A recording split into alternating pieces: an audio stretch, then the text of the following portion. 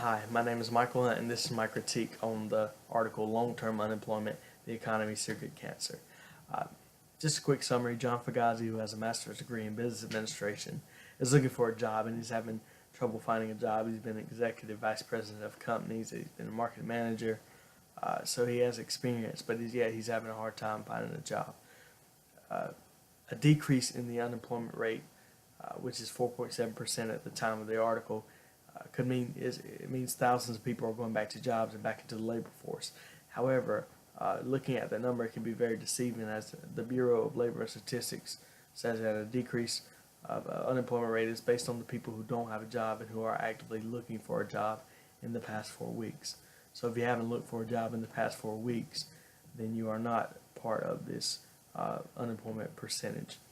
Do I agree with this article? Absolutely. I believe that this is a problem in America, and I believe that the percentage is skewed because of the people who are not looking for a job and the people who have quit actively looking for a job.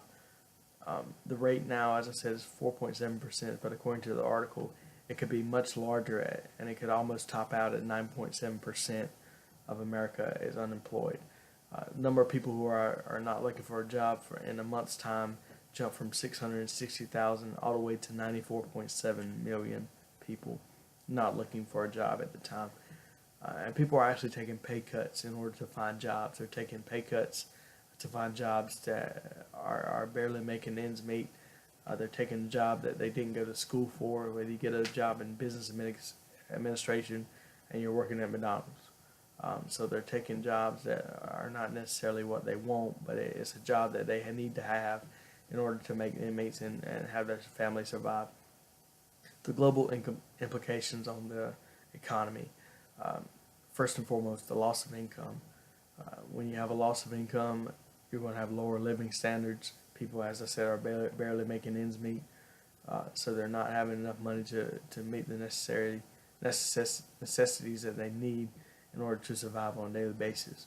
The next thing that it has implications on is the fiscal costs, or the fiscal income, which is the governmental spending. Um, Unemployment benefits are funded by the government. So the more money that's being funded into the unemployment system, the less money that you have for things such as recreation centers or better beautification for the city or county, or improvements that the infrastructure might need for the governmental buildings, and it can't have that because of the more money going into the unemployment system. And it's an increase in the budget deficit, which is what we don't want. Uh, the budget deficit is already high, so the more money we pump into um, unemployment benefits, the more that budget deficit is going to increase. The third implication that it has on our global economy is the less spending. Of course, we know uh, that the more money that is being spent in an economy is is very good for an economy. It's a good sign of a healthy economy. Is the people are spending money. Also, the less spending, people don't have extra money because they're taking jobs with less pay, so they don't have that money to spend the extra. And the last thing implication that it has is the social loss, which is the increased unemployment as associated with increased divorce rates, increased crimes, and decrease of life expectancy.